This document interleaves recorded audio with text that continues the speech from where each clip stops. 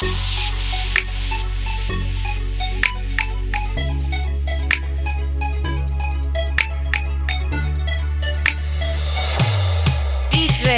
Yazlo.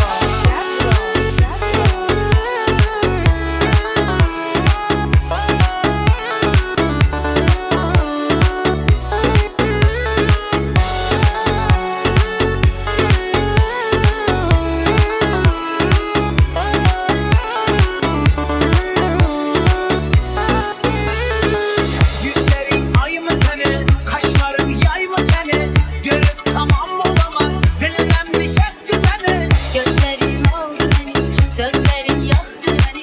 Ben sana aşık oldum, derdinden oldum benim. Moja krasiwa ja, ty moja niezna ja. Moja, moja, moja.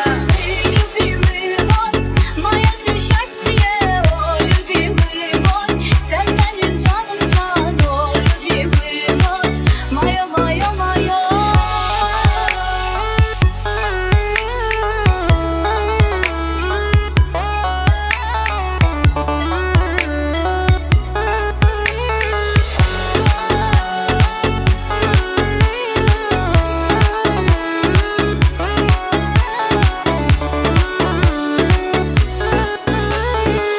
Karasan ben tavana, dam getirip sen yamana. Ben varayım sen yanına, canına canım sana. Gözlerin